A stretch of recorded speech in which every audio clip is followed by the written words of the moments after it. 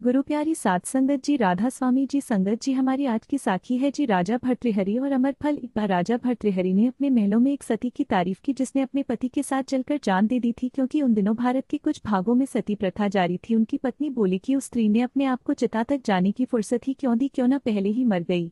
राजा भर्तृहरि ने सोचा कि इसने बड़े ऊंचे वचन कहे हैं। दिल में विचार आया कि आजमाइश तो करे। एक दिन वह शिकार को गया, एक हिरण का शिकार करके अपने कपड़े उसके खून से लथपथ करके घर भेज दिए और कहला भेजा कि राजा शेर के शिकार को गया था, लेकिन शेर ने उसको मार डाला। जब उसकी पत्नी ने यह बात सुनी तो गश खाकर गिर पड़ी और एकदम प्राण त्याग दिए। राजा भर्तृहरि को बहुत अफसोस हुआ कि इतनी नेक पत्नी हाथ से गवा दी, लेकिन जल्दी ही उसने दूसरी शादी कर ली। कुछ समय बाद एक साधु राजा के पास आया और उसे एक फल दिया जिसमें यह खूबी थी कि बूढ़ा खाए तो सदा के लिए जवान हो जाए। भर्तृहरि ने सोचा, मैंने फल खाया तो क्या फायदा, रानी को दे दूं। उसने सोचा कि यह भी पहली पत्नी जैसी होगी और फल देते समय यह बता दिया कि इसके खाने से बूढ़ा हमेशा के लिए जवान हो जाता है। बदकिस्मती से उनकी दूसरी पत्नी पहली पत्नी से बिल्कुल उल्टी थी। उसकी पत्नी का दिल दरबार में कम करने वाले एक पुरुष पर था। उसने वह फल ले जाकर उस पुरुष को दे दिया। वह पुरुष केवल उस रानी से ही प्रेम नहीं करता था, उसका प्रेम एक वेश्या से भी था। उसने वह फल वेश्या को दे दिया। वेश्या को जब फल के गुणों के बारे में पता चला तो उसने सोचा कि मेरी सारी उम्र बुरे कामों में ही बीती है, मैंने फल खाकर यही सब करना है, क्यों न ये फल राजा को दे दूं। राजा बड़ा धर्मात्मा है, उसके राज्य में प्रजा को बहुत अधिक सुख है।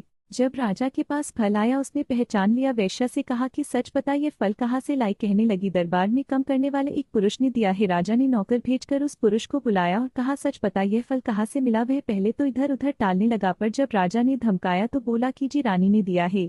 फिर रानी को बुलाया। रानी से पूछने पर वह बोली, जी मैंने दिया था। राजा उसकी पहली पत्नी को याद करते हुए बोला, धिक्कार है मुझ पर जो मैंने एक पतिव्रता पत्नी को आजमाया, और धिक्कार है इस रानी पर जो एक राजा को छोड़कर एक कोतवाल के पीछे गई, और धिक्कार है इस कोतवाल पर जो रानी को छोड़कर एक वेश्या के पीछे गया। संगत जी, यह संसार में सारे रिश्ते कर्म के आधार पर बने हुए हैं, सब अपना अपना कर्म पूरा करके चले जाएंगे जी। असल रिश्ता उस कुल मालिक के साथ जोड़ना है जी। अगर आपको साखी अच्छी लगी तो कमेंट बॉक्स में राधा स्वामी जी जरूर लिखिए जी। मिलते ही जी ऐसी ही अगली साखी के साथ जी। गुरु की प्यारी साध संगत जी, राधा स्वामी जी।